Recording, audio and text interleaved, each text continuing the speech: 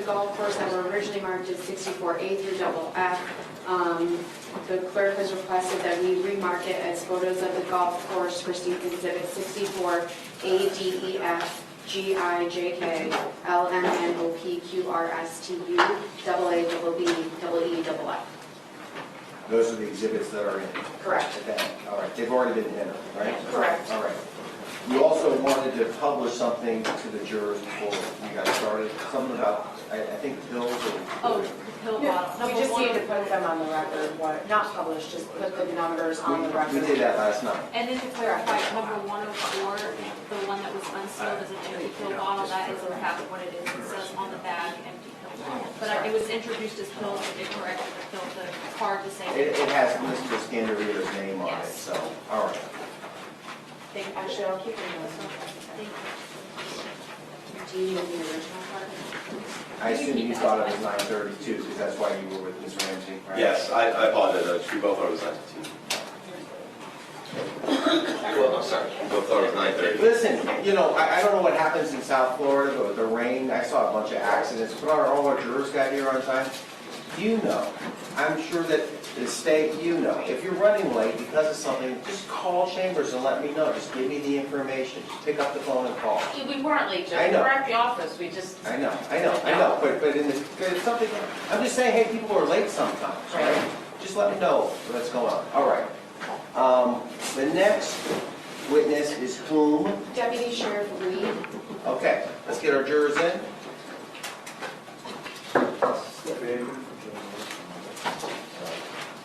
Jurors enter the courtroom.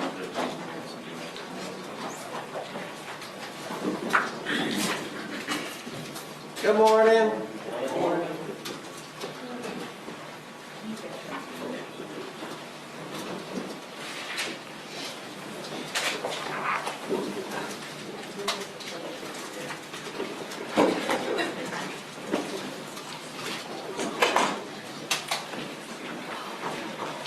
A little bit cramped, more cramped, but it's the actual standard size courtroom that we have at this courthouse. Welcome back, folks. And as you know, when we broke yesterday, the state was in the midst of the presentation of their case in chief. Everybody please have a seat, and I'm going to turn now back to the state to call their next witness. Thank you, Your Honor. The state will call Deputy Reid. Deputy Reid. Just watch it.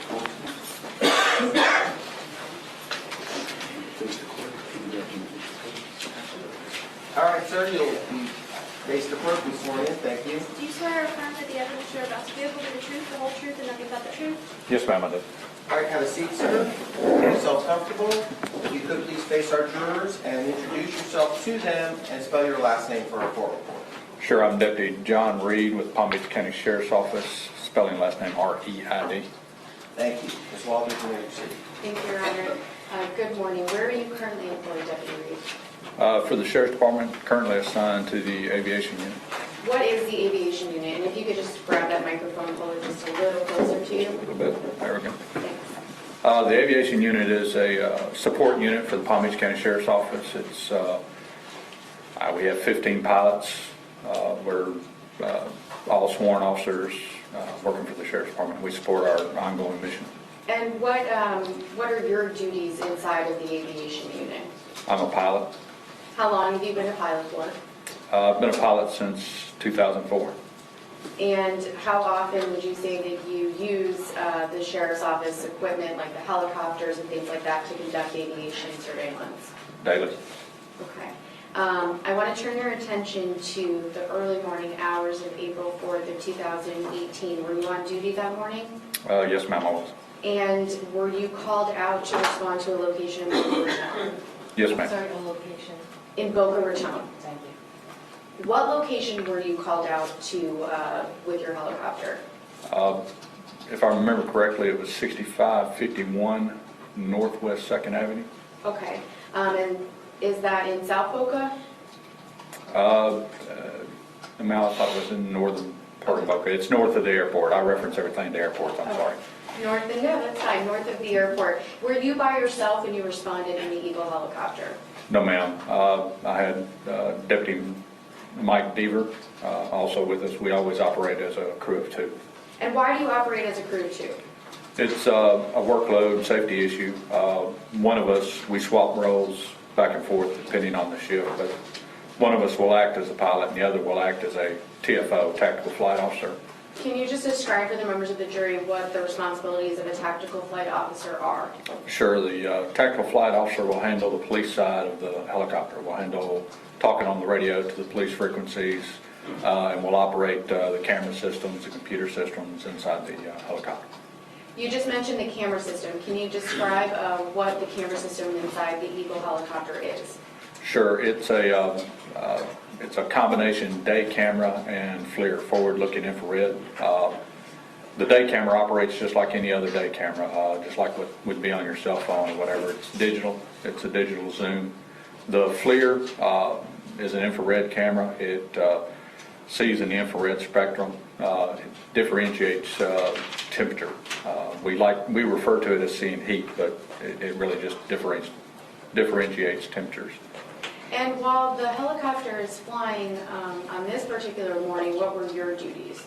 I was the TFO that morning. So you were working the camera? Yes, ma'am, I was. And is there a recording system in the Eagle helicopter? Yes, ma'am, there is. And on this particular morning, was it working? It appeared to be working, but it did not record. That it happens on occasion. Everything's software related, and if we have an update, and there's 3 different softwares trying to run on the same system, so sometimes there's a glitch, but in this particular morning there was. Okay. Why don't you walk us through what happened when you were acting as the TFO and you got called out to that Boca location? Sure. The request from the Boca Police Department was to respond to this address on 2nd Avenue to conduct a surveillance for them. They were looking for an individual that was on a golf course there at that address. There's like a condominium ring and it's around the golf course. Permission to approach the witness, Your Honor? All right. I'm approaching with what's already been admitted into evidence as State's Exhibit 98. And actually, Deputy Reid, if you could tell me if you see permission to publish this photograph? If you can see from where you are, let us know. And if not, I'm going to ask for permission for you to step down. Would Yes. it be easier to step down? I can probably direct it from here a little bit. The There's a condominium. little laser pointer right there. Sure. And I'm just going to ask you some questions. Where on this State's Exhibit 98B do you see the condominium that you're responding to? These are the condominiums here. This is the golf course area. Okay. This should be 2nd Avenue, I believe, and I want to say that 2nd or 64th. I want to say that street there is going back to some residences here. But our general area, when we came on scene, we ordered this golf course here, and Boca Police Department was asking us to see if we could locate an individual that was out in this area of the golf course. Around what time did you respond to this golf course area? It was around 4 in the morning. And was it light or dark out? It was dark. And what camera system were you using at that point? The FLIR, that would have been the only thing we could have seen with. So to see differences in heat temperature? Yes, ma'am. Okay. Why don't you walk us through what you saw when you arrived at the helicopter and the route that you take around the golf course? Sure. Once we came on scene, we began orbiting. We were around 1,500 feet, I believe, that night. Anyway, we began orbiting in this direction.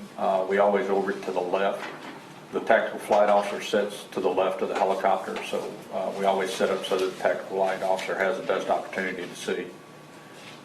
We began orbiting the golf course in this direction, in and around the condominiums. And I want to say about halfway through our 2nd orbit, I picked up an individual that was in and around this area right here on this end of this condominium here. And what did you see that individual doing? He was walking across the golf course, or coming out from the golf course toward the condominium in this direction, as the laser point is going. And he was dragging what appeared to be a suitcase to me. And did you relay that back to the Boca Raton Police Department surveillance team? Yes, ma'am, I did. Okay. What do you see the individual do when he exits the golf course? He comes off the golf course on this side of the condominium, and I can't really tell from here, but there's like a parking lot here and an island. And he went to a car that was parked on this first little parking strip here on that side of that condominium. And what do you see the individual do when he gets to the car? He takes the suitcase along with a couple other items in his hand, looked like it might have been clothes or something, and puts it into the trunk of the car. And does the vehicle leave that area? Sure, he gets into the vehicle, he backs out of his parking space there. It was like the second or third parking space on that strip. And as he backed out, he backed into a tree that was at the end of that parking island. He didn't stop, he just backed into the tree and then drove on. And he exited the parking lot onto 2nd Avenue, about midway of the parking lot, right about here. And where did the vehicle travel to at that point? He went down 2nd Avenue. I want to say he turned onto Clint Moore and then onto Congress, and then off of Congress onto Park of Commerce. Your Honor, permission to publish states 98C. Okay.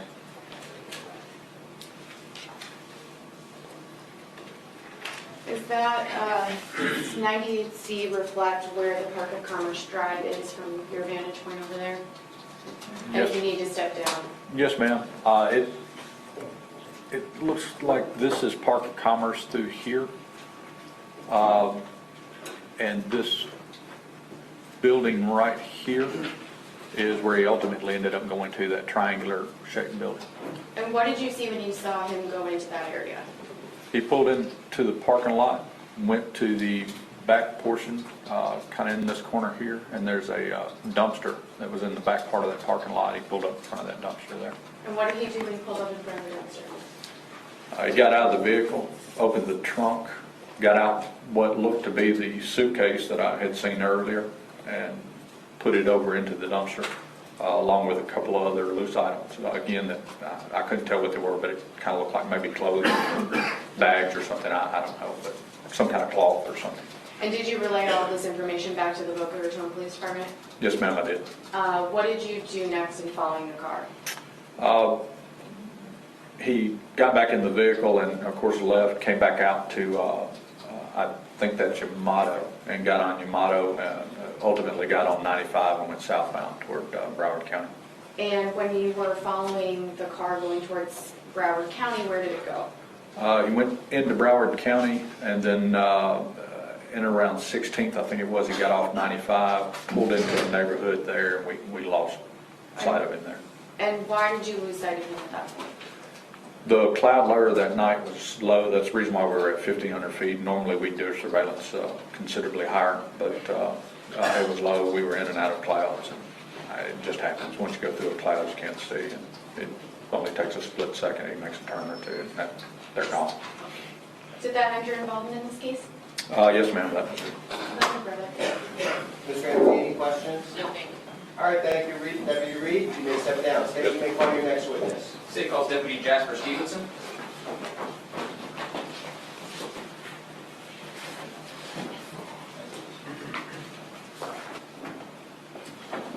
Okay, come forward, sir. You'll be sworn in by your deputy clerk. You'll have to step around the screen here. Yeah, you can walk this way. See her right here? She'll swear you in. Do you swear or affirm that the evidence you are about to give will be the truth, the whole truth, and nothing but the truth? Yes. Have a seat, sir. Morning. Morning. If you could, in a loud, big voice, introduce yourself to the folks on our jury. Spell your last name for a quote. My name is Jasper Stephenson. I'm a deputy with the Law&Crime County Sheriff's Office. Stephenson spelled Stephenson. All right. Mr. Barfield, you may proceed. Good morning, Deputy. Good morning. You said you were at the Alachua County Sheriff's Office. Yes, sir. How long have you been with ASO? Going on 5 years. And do you have any prior law enforcement experience? No.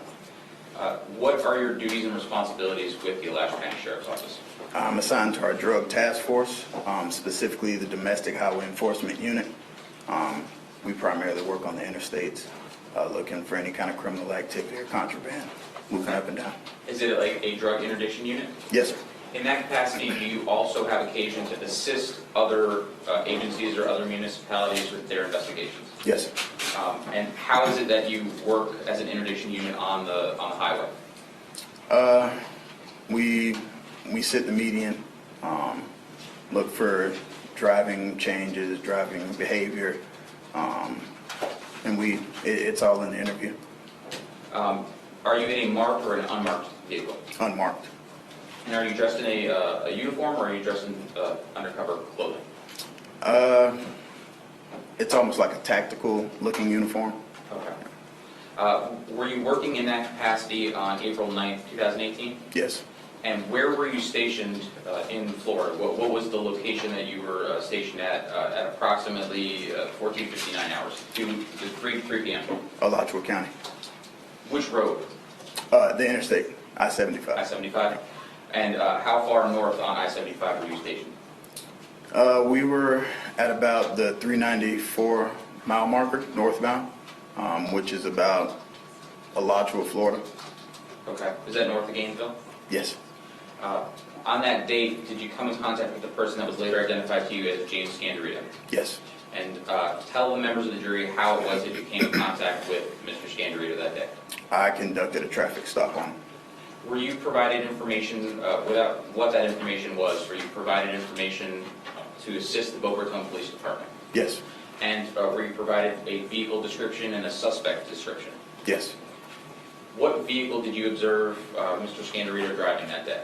A silver Toyota Prius. And do you recall what the tag that was attached to that silver Toyota Prius was? I don't recall the exact tag, but it was stolen. The tag that was on the vehicle came back to, I want to say, an older model Lincoln. It was not the tag that was assigned to the Prius? Correct. So are you stationary when the Prius passes you? Yes. Tell us what happens when that happens. I pull out, and several miles later, I conduct a traffic stop on the vehicle. Does the vehicle pull over immediately? Not immediately. How long are you following the vehicle before it finally pulls over? Shortly after I activated my emergency lights, myself and 2 other units, we kind of boxed the vehicle in to get them to get off of the interstate. Okay, and then do you pull to the side of I-75? Yes. Are you on I-75 and you actually conduct the traffic stop? Yes. Tell the members of the jury what happens during the traffic stop. We approach the vehicle, and we immediately get the Mr. Scandirito out of the vehicle and detain him in handcuffs. And do you see the person that you pulled out of the vehicle in courtroom today? Yes. Can you please identify him by an article of clothing and his location in the courtroom? Dark colored suit, white shirt, and a red tie. Your Honor, please let the record reflect the witnesses identified at the center. Yes, Deputy Stephenson has identified Mr. Scandirito. Once you've taken Mr. Scandirito out of the Prius, what happens next? I pat him down for weapons and detain him in my backseat of my patrol vehicle. And when you're detaining him in the backseat of the patrol vehicle, do you read him his Miranda rights? Yes. And does he understand and acknowledge each right? Yes. Does he indicate that he wishes to speak to you about the traffic stop? Yes. Tell the members of the jury what the conversation was that you had with Mr. Scandirito about the traffic stop. I asked him about if he knew the vehicle was reported stolen, the license plate, I'm sorry. And did he indicate whether or not he had knowledge that the license plate was stolen? He said he did not realize it. Did you ask him how he came to be in possession of that silver Prius? Yes. And what did he tell you? He said his father gave him the vehicle approximately 1 year ago. Did you ask him if you would be allowed to contact his father to confirm that statement? Yes. And what did he indicate to you? I owe something to the tune of yes, if you can reach him.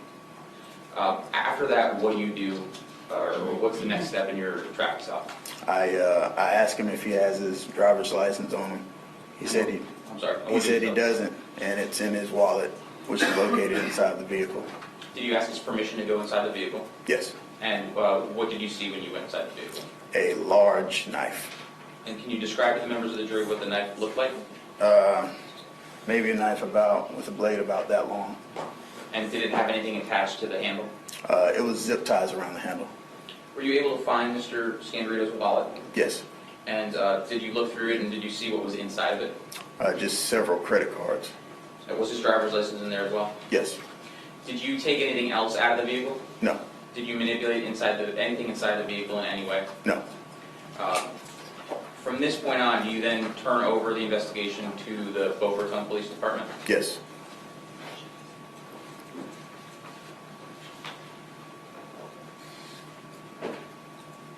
I have no further questions. Thank you, Mr. Parfield. Cross-examination. Okay. Deputy Stephenson, thank you for traveling all the way down from Nashville County. Have a safe trip back. Thank you. Thank you, sir. Next witness, state. The state is Deputy Ledbetter, Lou Ledbetter.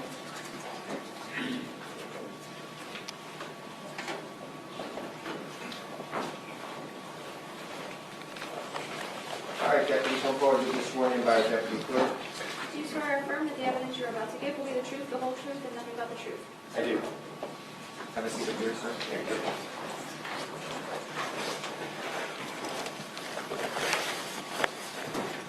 Morning. Morning, Your Honor. If you could introduce yourself to the folks on our jury and spell your last name for our court report. Sure, good morning. My name is Deputy Louis Ledbetter, Lusledbetter. Thank you, sir. And let me turn down Ms. Walters. Thank you, Your Honor. Where are you currently employed? I work for the Palm Beach County Sheriff's Office, and I'm assigned to the K-9 Division. Please describe what the K-9 division does. Sure, the K-9 unit is comprised of 58 dogs that are tasked with various jobs throughout the county. 29 are our patrol division, which are the dogs you see every day out on the road actively seeking violent felons. And then we have other dogs assigned to different divisions. Like I'm assigned to the Human Remains Detection Division. So my job is to assist detectives in cases that involve any kind of human remains or natural disasters, things like hurricanes and man-made disasters like falling buildings or things like that. Anytime we're looking for human remains, I'm the team that's called for that job. And how long have you been with the Human Remains Detecting team? I've been assigned with my partner, his name's K9 Tucker, for the past 4 years. And what type of K-9 is Tucker? Tucker's a 6-year-old golden retriever. How long have you, and you've been with Tucker for that entire 6-year period? I have not. My detective partner had the dog since he was 8 weeks old. He's actually lived and worked at the sheriff's office his entire life. His first assignment was he was actually assigned for fallen structure work, but there was no work for the dog, so he was repurposed later with me for human remains. And how long did you spend with Tucker training him on the detection of human remains? So about roughly 780 hours is about what it takes to train a dog from start to finish, and also to certify nationally and with the state. And is Tucker certified nationally with the state? He is. He's certified with the state of Florida through the Florida Law Enforcement Canine Association, and also nationally through the North American Police Working Dog Association. And is he certified as a human remains detecting dog? That is correct, human remains. Okay. And what type of training, you mentioned the hours that you spend training with the dog, but what type of training do you do with K9 Tucker? So all of the training, regardless of specialty, whether it's a bomb dog or a drug dog, a gun dog, a currency dog, or in my case, human remains, we have to expose the dog to the odor in which they're going to be looking for. So Tucker's actually trained with human remains. We use human remains all the way from fluids to tissues, all the way down to bones. And all of their work that they do is associative in nature. So all they know is they're looking for is their toy. They don't understand what they're looking for. They only understand that this equals my toy. So all of their work is strictly driven through the love of finding what they're looking for. So in training these dogs, when we start the process, all of their toys are pre-scented with the odors that they're going to be looking for. So they build an immediate association between the reward and source material. Later, we'll hide source material. We start with the human remains dogs, we start with above ground hides. Later, we move to buried hides. We do vehicle hides, building hides, vehicle hides, boat hides. We do things in aircraft. We do things under rubble. We also do things in the water. It's just because the scope of these searches can be very broad. So we have to make sure that the dog is capable of searching all of these different areas. And how is the dog trained to alert to you that it has reached the point that it uncovered some type of human remain? So we call it a trained final response. So the dog's allowed to come to a final response. And we switched terminology years ago. We used to say alerts all the time, like an alert was what the dog did. But everybody wants to know, like, what does he do? Like she just asked me. So we call it a trained final response. So we don't stick him with either it's only a sit, or it's only a down, or it's only an obsessive stare. Because of the work I do, if I'm on rubble, he might not be able to sit or lay down. he may only be able to paw to tell me, hey, there's something, underneath all this material. When we're on a boat, sometimes it's not safe for him to move around, so he may bark at the water. So we train him to give us a final response, but the end game for him is he does not leave odor. Once he finds source material, if I give him resistance and I actively pull against his collar, he will not leave human odor. He knows that's what he's supposed to get. He's selfish that way. He only wants to get his toy. He doesn't care about anything else. So when he finds something, he'll stay there and he'll obsess on it. So whatever that is, a sit, a down, sometimes he paws at the ground. And he'll paw at the ground sometimes because he wants to release more odor. He wants to be sure, hey, it's here. And he won't leave it. So we call it train final response. So it could be any of those things. But because I've worked with him for 4 years and I know that he will not leave human odor when I give him active resistance, he's very solid when he comes to a final response. And what is the smallest bone that Tucker has been able to detect in a hide? Teeth, all the way down to teeth. We can go all the way down to, we actually have like children's teeth that are very tiny, and he can find down to teeth or very small like finger bones we use. We actually have full skeletons that we can train with, but we'll break those down into very small pieces because sometimes on certain cases we've worked things that like garbage dumps or things like that, the body gets disrupted and moved around. So we want to make sure that he can be very precise. And does he have that type of training and experiencing in detecting where human remains may have been, even if the human remains are not still there? Yeah, so we call it dead scent, for lack of a better term, and it could be anything. So the classroom definition for us of dead scent is an odor will linger for an undetermined period of time after the source has been removed. So that would be like, if I related to more like something like a drug case, if a dog makes an indication on a car in a drug case, somebody may have had drugs in the car, but they've since been removed. We can't qualify how long an odor is going to stay in a space after the source material has been removed. So if it's a large source, the odor could be there for an indefinite period of time. If it's a small source, it could dissipate, rapidly after it's removed. So there are times when we've searched for things, the dog's made indication, but there's nothing there. So we have to qualify that there was some source material there. Things like blood, if you think about blood, especially with cases where we found old cases, cold cases, the blood gets absorbed and moved around. So, it could be in a large area, but the source material is actually gone.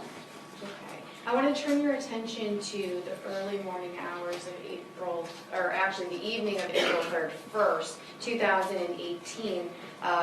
What were your duties that evening? So I was actually off duty, but I was called out by the nighttime sergeant to go to the city of Boca Raton's police department. They had a vehicle, was involved in a case, and they wanted an exterior sniff completed on the vehicle. So I was called down to the city for that. And what type of vehicle was that? Believe it was, is it a Ford Focus? We're looking at your report, refresh your Yeah, recollection. absolutely, if I could.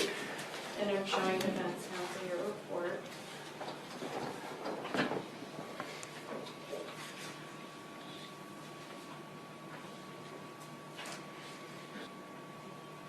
Permission to Courtroom? Okay. Just go ahead and take a look at this. Sure. And let me know if your memories are fresh as to the vehicle that you responded with Tucker to.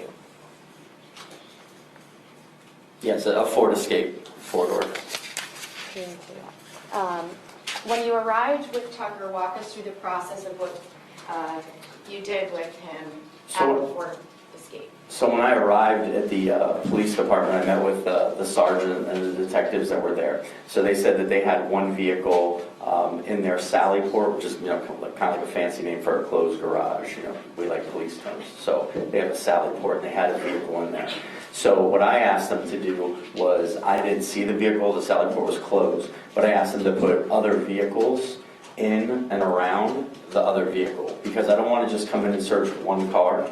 Right? It's not fair. It's not fair to me or the dog to have to search one thing. So what they did was, I parked my car far and away in the back of their lot, and they brought in some other vehicles and put other vehicles around the one that they wanted searched. Now when I get there, they don't tell me what car it is, they just say we have a car. So I bring the dog in, I let the air out, so we open both sides of the sally port because we want the air to move freely through there, because that's really what the dog's doing, is sampling air. So I don't want, if we had something, remember I just explained dead scent? So I don't want something that's been in there for a long time and then take the dog in there, because if you think about it, like dust, like particles of dust, odor will go everywhere. So if we put something in a big room and we let it sit there, the dog could actually come in and he would start making indications on all kinds of things, because odor's everywhere inside that room. So I have him open it up, let it air out. Now there's multiple vehicles there, and I don't know what vehicle it is. I just see there's multiple vehicles. Could I stop you just for Yes. 1 second? When you're talking about airing out, are you talking about the interiors of the car, that the doors? No, are ma'am, open? just the actual sally port itself. Okay. So we don't open the vehicles, because again, if there was odor inside of a vehicle and I opened it, it's going to go everywhere and it would be all over, different things for the dog to search.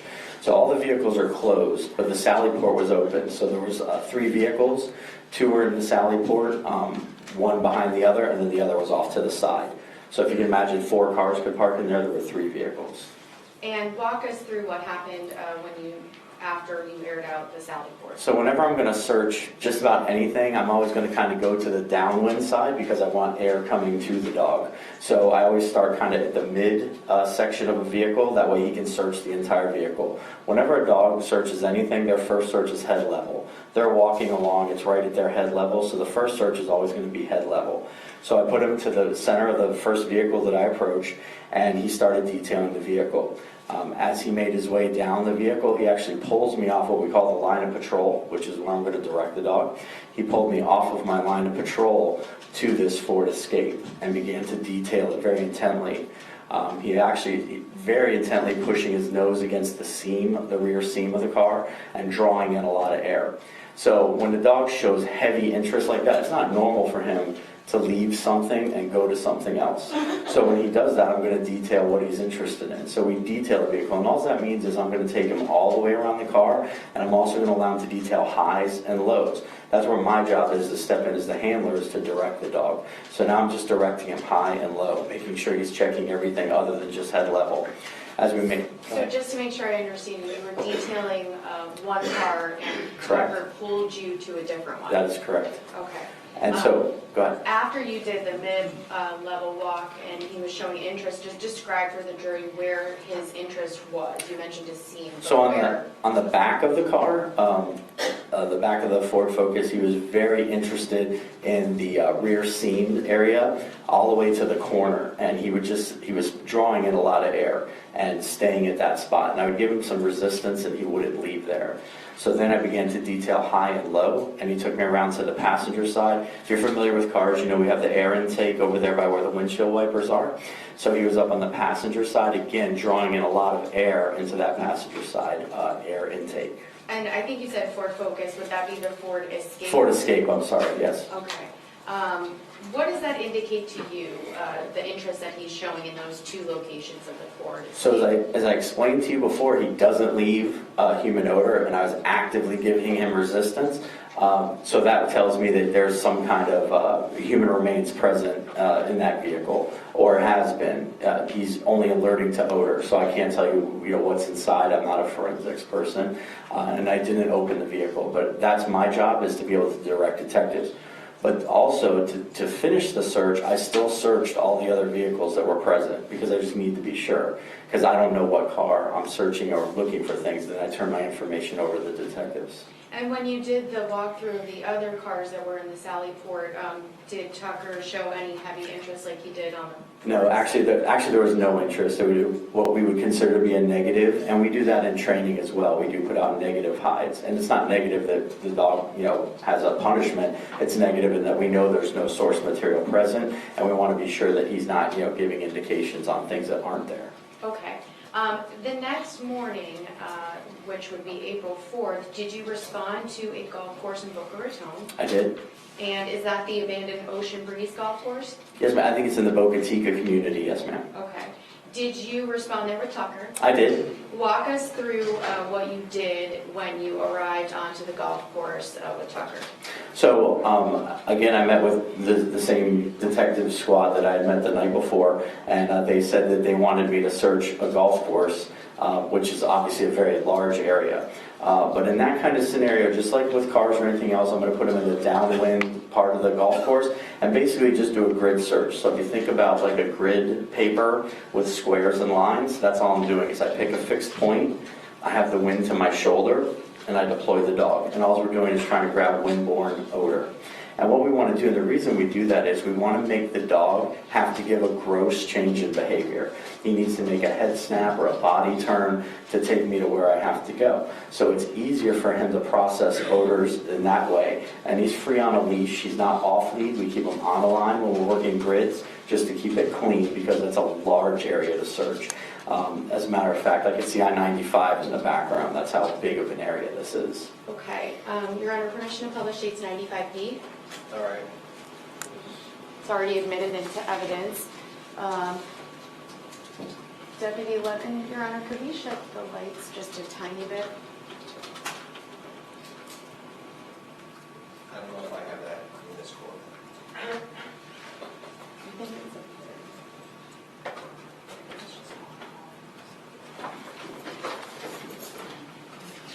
No, but you know where Judge I don't Johnson's think there's a office dim on there on that side. And you still have that laser pointer up there? Yes, sir. Okay.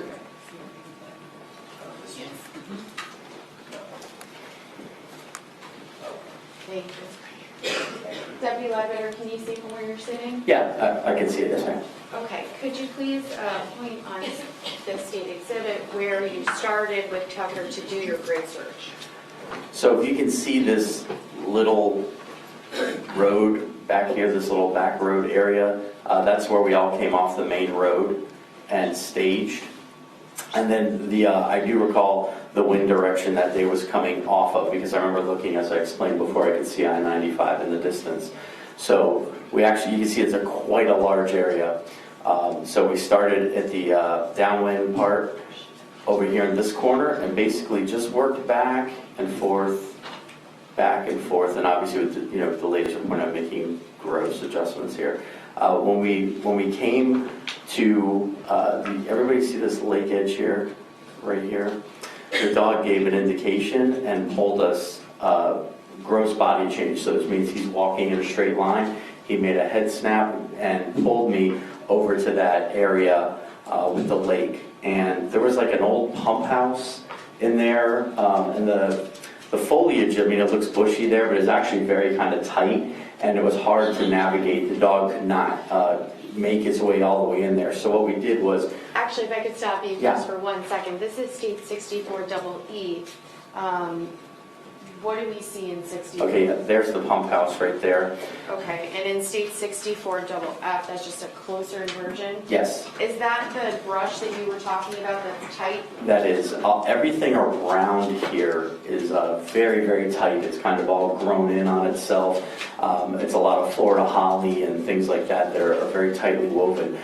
If you can see the windows and things there, they're not open. They're all secured. There was no way to get in there. Although there is a door area here, but this was like a lot of debris and things like that around this fence area. So I didn't feel quite comfortable allowing the dog to go in there unassisted. So we couldn't access that area at that time. Just describe for the jury what his behavior was like around this pump house. So just like I detailed for you how he was with the car, it's, for lack of a better term, it's very obsessive when he starts to smell things that he knows. I mean, he really wants to get rewarded. That's why he's there. So he's actually detailing that fence area very well. He didn't want to leave there. And he pulled me around. You can't see in this photo, but you can see the end of the fence here, right here. He pulled me around into the bushes and was actually trying to make his way into that area as best he could without success. But he didn't want to really leave that area when we were there. And did you relay all of that information back to the law enforcement officers that were on scene? Yeah, always. And on this case, actually, I had my canine sergeant with me. He was kind of like overwatch, standing high up on the hill watching us. And I was talking to him on the radio to relay that information. Okay, and when you were back there, did you actually uncover any human remains with Tucker? I did not. So tell us what happened next when you were walking on the golf course with Tucker. So can we see that overview again? Sure, that, and just for the record, that is states 95B. So you could, the area where the one lake is here, which is where the pump house is in this lake area. I went ahead and I detailed the shorelines here with the dog. That's the pump house right there. We detailed the shoreline area, but the wind had actually shifted. So I was talking to the sergeant again. So what we did is we actually moved from here, kind of down here, and I came along this far edge. And then we came back up here and I met with my sergeant, and then we proceeded to start the search again because the wind had shifted. So where did you start the search again? So I actually had to walk, it was quite a distance. We walked over here, we walked all the way down here to this path, and then I met Sergeant Newcomb somewhere in here, right on this path right over here. And where did Tucker start his grid search? Just walk us through what happened. Sure, so we chose this path here just because it was kind of a neutral area to get the dog restarted. And we started the dog again, now we're working this way, back and forth. And then the dog again made a gross change in behavior and started. What type of gross change? So he has a head snap. It's pretty obvious everyone's familiar with dogs, so most of the time when they're walking, they're panting. So even though they're panting, they're still taking in air in their nose. So what happens is when he grabs an odor, he'll close his mouth and he goes all nasal. So first thing I saw him close his mouth. We could hear him inhaling very deeply. And then he made a head snap, and then he starts to pull us very hard. Remember I said he doesn't want to leave odor. So I'll give him resistance to see, and he pulled us very hard over to a sugar sand area. Where is that located on States 95B? And I have a closer picture if that would assist. Yeah, the closer picture would probably be, I'm not familiar with the Eagles view.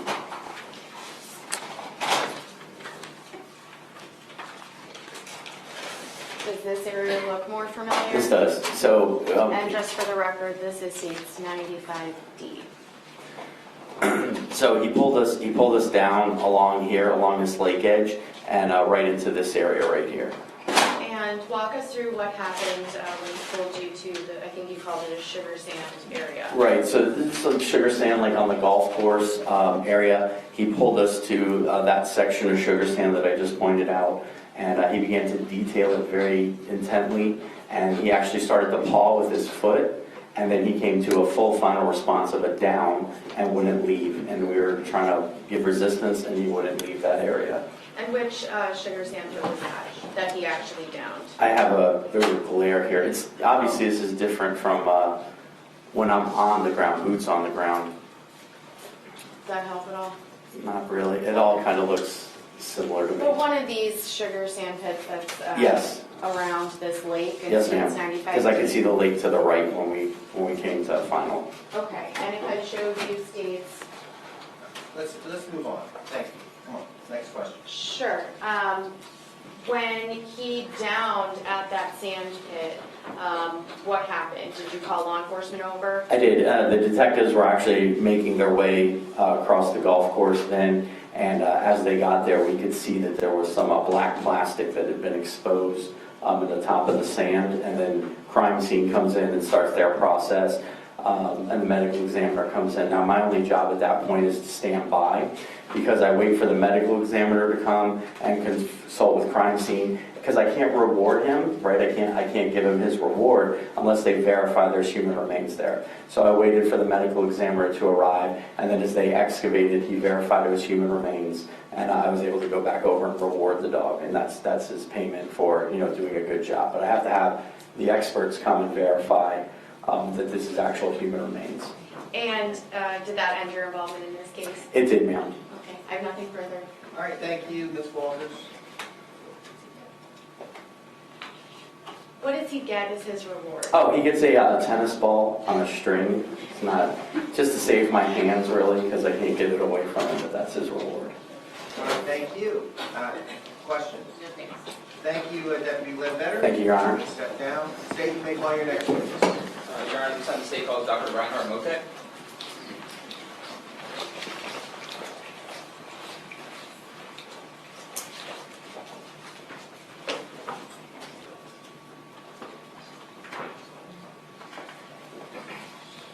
Morning. Morning. Mr. Motte. Nice seeing you again, sir. You'll be sworn sworn in by our deputy clerk. Do you swear or affirm that the evidence you're about to give will be the truth, the whole truth, and nothing but the truth? I do.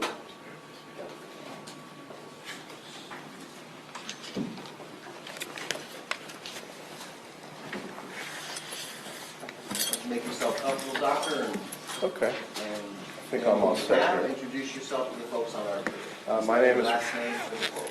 My name is Reinhard Motte, R-E-I-N-H-A-R-D, M-O-T-T-E. Thank you. Mr. Parfiello, you may proceed. Dr. Motte, good morning. Good morning. Are you currently employed? No, I'm retired as of November 30th. What did you do before you were retired?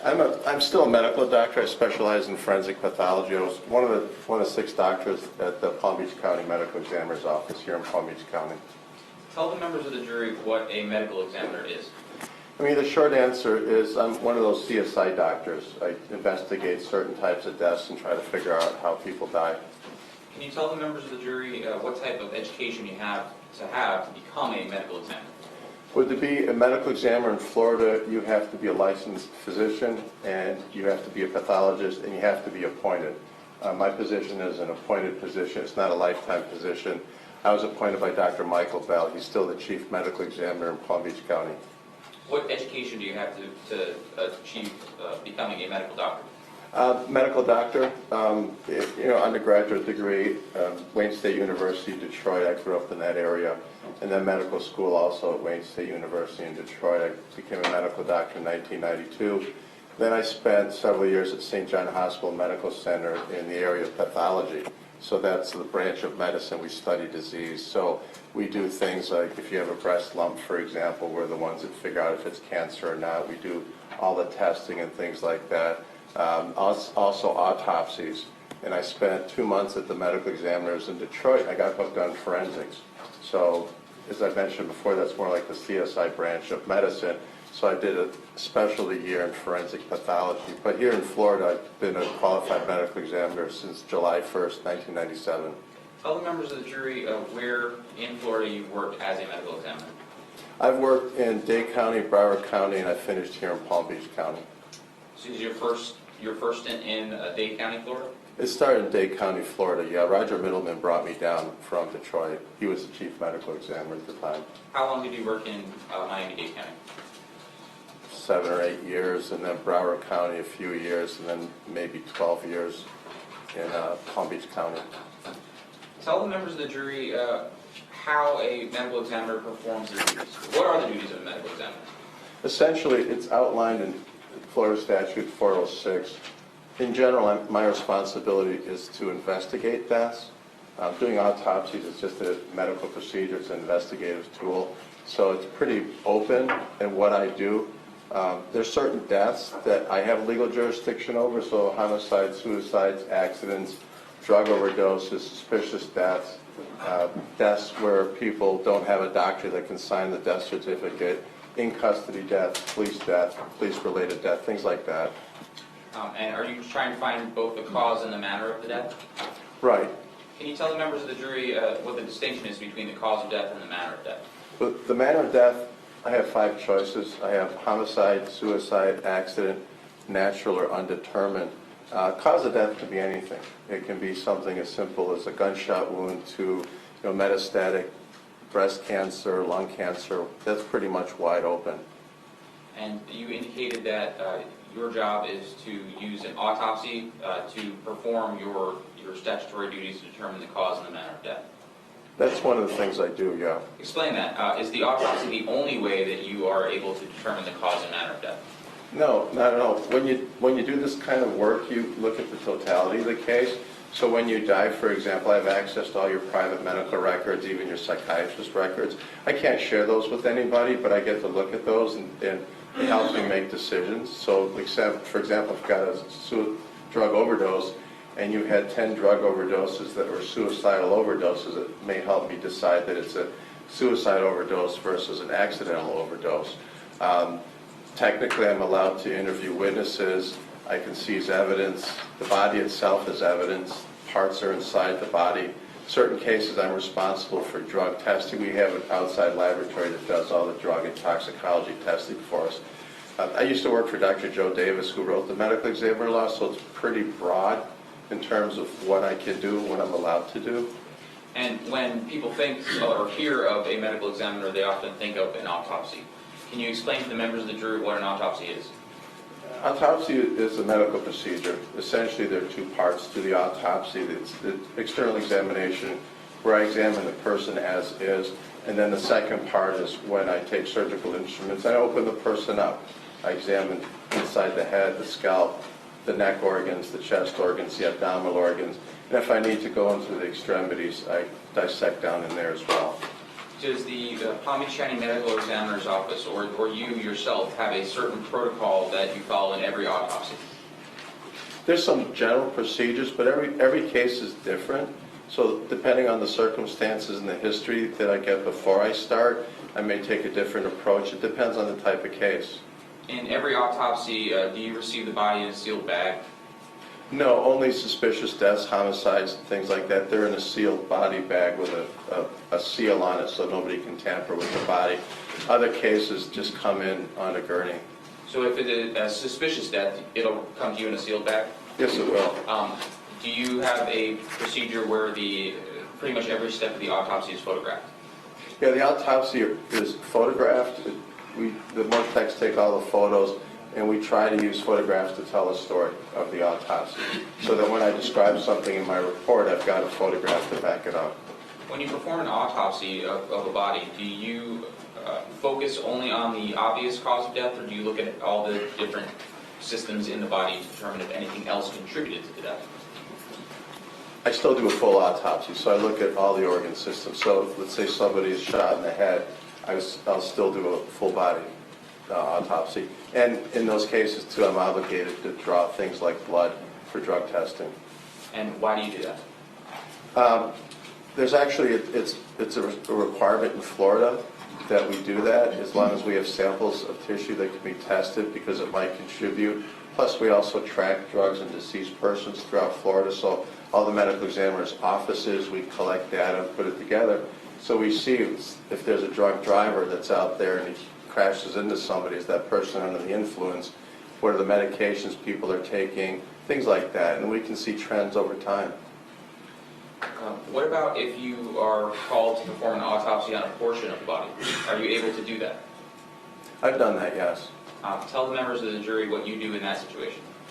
Same procedure, a lot of photographs, documentation. I dissect out whatever I can if I don't have a full body. And are samples of the deceased taken for further analysis? And you spoke about the drug testing, but are samples taken for further DNA analysis and other types of identification during the autopsy? They can be, yeah. If we don't know who the person is, then there are different procedures. So we have a dentist. If we can't identify a person, we have an idea who it might be. We have a dentist that comes in and can do dental comparison from x-rays and things like that. DNA is another possibility. Some people have surgical implants. They've had surgery on their neck or chest and things like that. I can do x-ray comparisons. You can get creative sometimes. Were you called to perform an autopsy in the case of the state of Florida versus James Scandirito II? Yes. And were you working as a medical examiner at the time that you were called to perform that autopsy? Yes. Tell the members of the jury how you first become involved in that autopsy. Well, I first knew about it when Ralph Saccone, our investigator, went out to the scene to help exhume the body.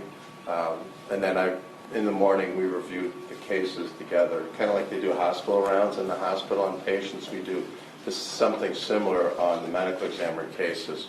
And then we move over into the morgue. The detective was with us at the time. And do you recall if that was Detective Curtis? yes, it was. And the crime scene investigator was with us, too. And why are the detective and the crime scene investigator present during an autopsy? We share information. By law, I have to share information with law enforcement, and they have to share what they know with me. So what you do is you don't just focus on the autopsy, but you correlate the autopsy findings with any kind of information you get from the police. Will they also take samples from the autopsy for use in their criminal investigation? They can, yeah. I'll take things from the body if they need it for DNA, for example, and that goes to the crime lab, and then they will do the DNA analysis. I don't do the testing. In this case, do you recall if a pubic hair sample was taken by law enforcement for the purpose of DNA testing? I believe it was, yeah. I knew they did DNA testing. So you said that you're at the autopsy in the morgue with the lead detective and the crime scene investigator. Correct. Does the body arrive to you, how does the body arrive to you?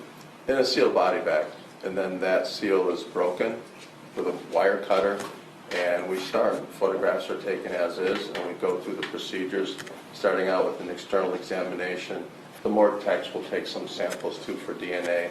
I'll make observations, take notes and things like that, and then eventually I'll look inside and see what I can find. Your Honor, did the state and the defense have reached a stipulation as to the identity of the deceased as being James Scandirito Sr.? Is there something written on that, or is it just being announced? That's Or- true, yes. All right, so the factual stipulation is that the body autopsy by Dr. Motte, under his unique medical examiner case number, was known in life as James Scandirito Sr. Correct. All right. Folks, you can take that as a fact, that the body, Dr. Motte autopsy, under his medical examiner case number was James Scandirito Sr. You may continue. Tell the members of the jury what condition Mr. Scandirito presented when you began the autopsy. Essentially, what I had was a decomposed body that had been dismembered. So about mid-neck, this portion was cut through and missing, and is still missing. The upper extremity through just beyond the shoulder into the armpit, all of this was dismembered and missing. Same on the right side, dismembered and missing.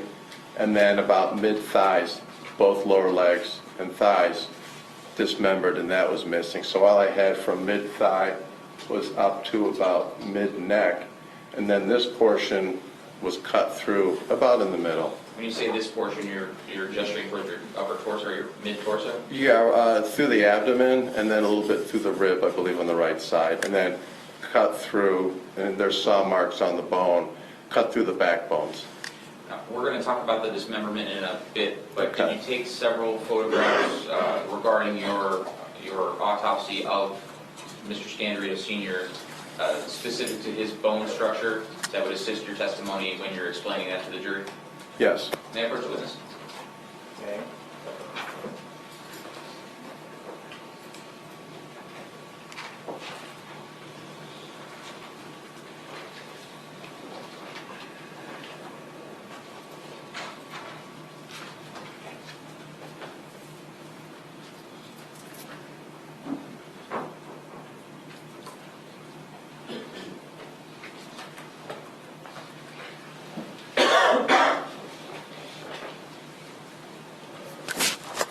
Judge, I continue to object to B through G and F. Okay, so let me just have the jurors step back into the jury room for just a moment, please.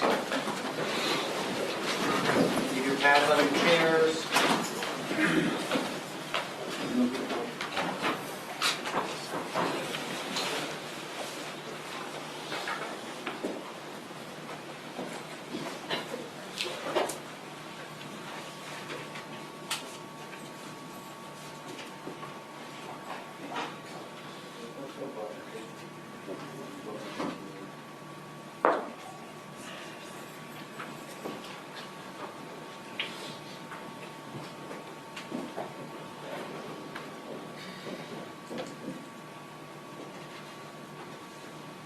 All right, let's door close.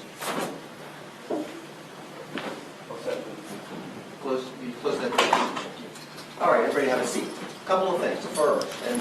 First, I'm going to address the audience here. Please, folks, if you feel like you can't watch autopsy photos or look at them, please step outside the courtroom. I can't have you have an audible reaction here in court. Number two, I'm just looking back at my notes, as we discussed this before the trial actually began, or at the beginning of the trial. 117B was admitted without objection, and 117L is without objection. So those two photos are in without objection. I directed the assistant state attorney to pick one of 117C or D, and which one have you selected? I selected 117B. 117B is in evidence Oh, I'm sorry. without objection. of C and D. Which one of those two photos did you select? Your Honor, I think what happened was they were renumbered from the initial time when we were speaking. Don't do that. You have a record in a case. You know, the court makes rulings and, you know, you basically are just, you know, listen, you're destroying the record of this case. You should, above anybody in this courtroom, want to protect the record. So, I mean, this is the second or third time you've renumbered things. Keep the same numbers. Just because you skip a number doesn't mean anything to anybody. The clerk knows that, okay? So,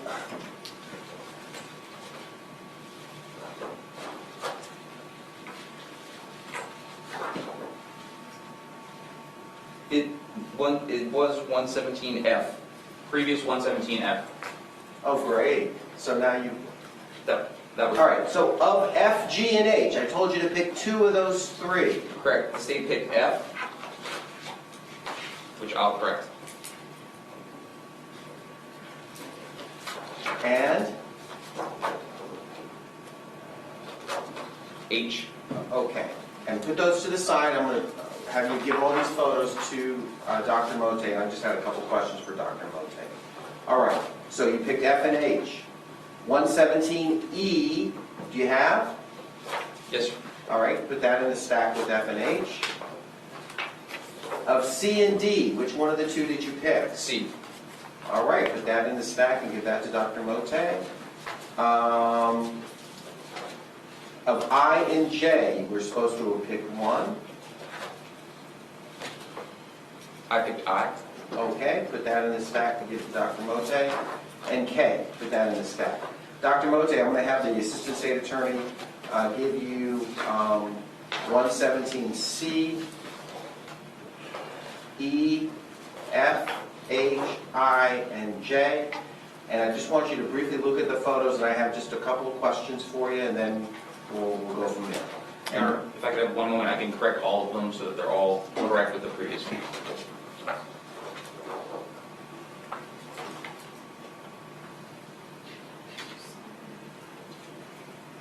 The question I'm going to put to you, Dr. Motte, is look at those photos and tell me, in your opinion, do those photographs assist you in explaining to the jurors either the method or manner of Mr. Scandirito's death or the manner and method of his dismemberment? Okay. All right, and that would be the only question that I have for you.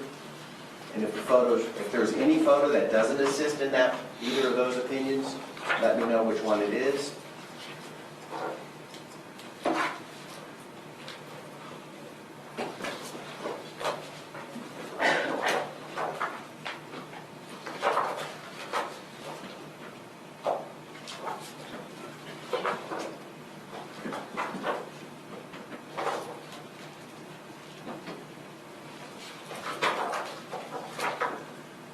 So the numbers are 117B, which That's is in without objection. that's the stereotomy wire. Correct. 117P, which is the photo of the right humerus with the marking. B, there was never a P before. B. It went through L. B, which is the photo of the right humerus. C. C, which is the photo of the tool mark on the side of the bone. D, which is the photo of the left humerus. G, which is the photo of the portion of the bone which was snapped. You're not offering, you pick F and H. I'm trying to recreate the original numbers. I believe what had happened was we had renumbered them, but then we gave the clerk the... Look, I don't know what you did. I just know that I looked at photos A through L. I excluded A as being cumulative. B was admitted without objection. I told you on C and D that they were cumulative to pick one. I told E, I would admit without objection. On F, G, and H, I told you to pick two of those three photos. And you apparently selected F and H. On I and J, I told you to select one of those two, finding them to be cumulative. You selected I. And you have K, and L was admitted without objection. Yes, sir. May I first the doctor? With the ones that are not excluded? Correct. Okay, yeah, sure. Doc, you don't need to look at the x-ray of the heart because that's already in evidence without objection. I'm asking you to look at the other exhibits that were objected to. That would be C, E, F, H, I, and K. And the two questions that I have for you, you already know what they are.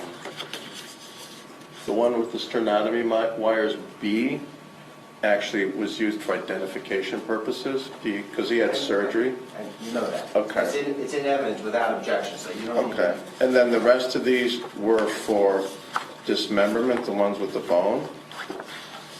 And then the clothing, which is, it says 117, I think that's a G. It should be I. That's I. It shows that the fibers have been melted. And then K is where he's been dismembered, and there's this black mark. It looks like maybe a magic marker type mark. I'm not 100% certain. It didn't rub off. Some kind of a mark on his skin. Okay, so let me ask you these questions. Those photos that you just looked at, C, E, F, and H, I, and K, do they assist you in either of the two opinions that I've already asked you about? In explaining them to the jury, discussing either the method and manner of dismemberment or the method and manner of death? Method and manner of dismemberment. Do they assist you in that Yes, regard? they do. All right.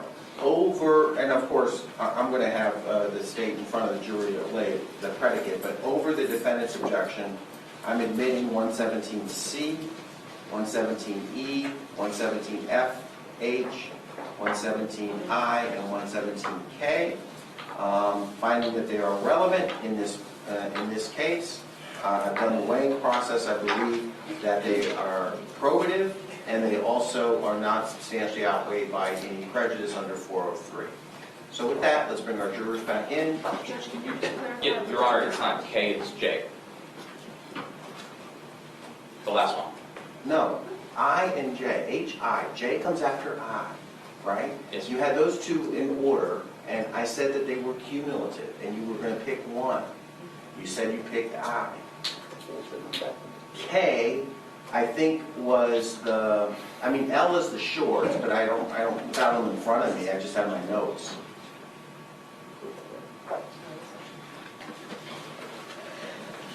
K is the marker imprint.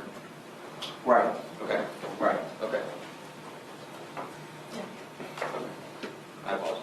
Yeah, just don't, this is, the clerk's had this problem twice with you guys, and this is the first time I've had the direct problem with you, and that is you are changing numbers. Don't do it. Do not do it. Leave the numbers as they were. Okay, let's bring our jurors in. Judge, may I clarify, so the ones that are over objection are C, E, F, H, I, and K? No, C, E, F, H, I, and K. Is that right? Is that Yeah. what you said? Yeah, and then you're the right. ones, what am I keeping as ID only? B, L, B is in evidence without objection. and without, L is in evidence without objection. okay, You're keeping as ID only. D, G, and J. okay.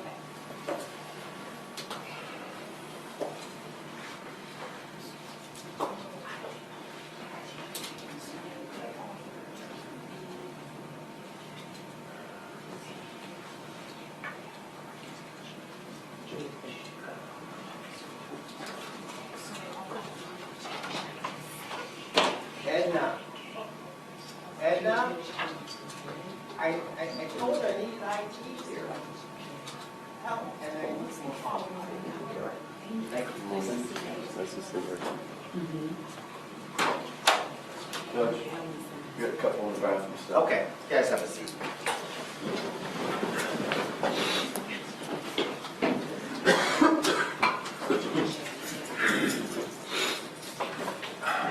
I think this is the first time I've ever seen you in a suit, Dr. Motte. You're always in scrubs. That's because I used to come directly from work, and I could just stop what I'm doing and be here in 20 minutes. Now I have to get pretty again. You know, I think that you're retired now. so I only have one suit, so it's going to be the same one. All right. Well, when I retire, that's what I'll have, one suit. One suit. Just change the ties around. that won't be too far distant from the trees.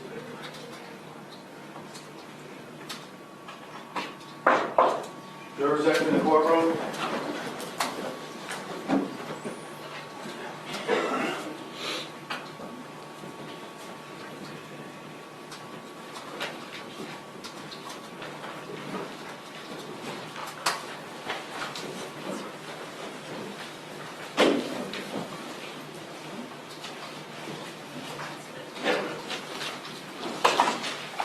All right, folks, welcome back. All right, folks, the state of Florida has offered into evidence a number of photographs, 117A through L. The court is sustaining the defendant's objections as to 117A, 117D, 117G, and 117J.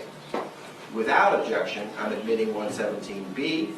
Over objection, I'm admitting 117C, 117E, 117F, 117H, 117I, and 117K. And I'm also admitting, without objection, 117L. With that ruling, you may proceed, Mr. Parnafiello, with your next question. So, Doctor, let's discuss, first, you indicated how Mr. Scandirito's body came and presented at the morgue. Yes. What was the first thing that you had to do when you were doing this autopsy? But once I started doing it, I used surgical instruments and I looked on the inside. So I dissected out the structures of his neck, chest, and the abdomen. And then I also looked at the dismemberment sites in more detail. Now, at the time that you received the body, we've stipulated that it is Mr. Scandirito, but at that time, did you know who it was? It wasn't positively identified. We had a general idea of who it was. The police are responsible for positive identification. I have to help them, of course, so we gave them samples for DNA testing. And then he had some x-rays that I used to help identify him as well. May I publish, Your Honor? You may. Showing you what is in evidence as States 117B. Can we turn the lights down? Yes, Your Honor. Can you explain to the members of the jury what we were seeing in 117B? This is his chest plate. So these are the ribs and the sternum, so the front of him. I've removed this at autopsy. And what I'm doing is I'm looking at these wires. These are wires that were put in by a surgeon when he had bypass surgery on his heart. And the pattern of those wires, comparing this from the autopsy and x-rays that were taken when he was alive, helped me to confirm his identity. Are those unique, or are they just different by different doctors? I mean, they're different by different doctors. It's another piece of the jigsaw puzzle. But if you look at these wires, these are just turned. Every wire isn't the same, but I could line up these kind of wires and the shape of the wires on my x-ray and compare it to the x-ray that was taken when he was alive. It just helps confirm that this is him. And you said that you had a suspicion as to that this was actually Mr. Scandirito. So is that how you get the other records? You request Mr. Scandirito's medical records? I get his medical records as well, yeah. I have his dental records on file as well. And those I have so that if the head is ever found, one of our dentists can come in I and... cannot object to this, Judge. Can we approach? Yeah.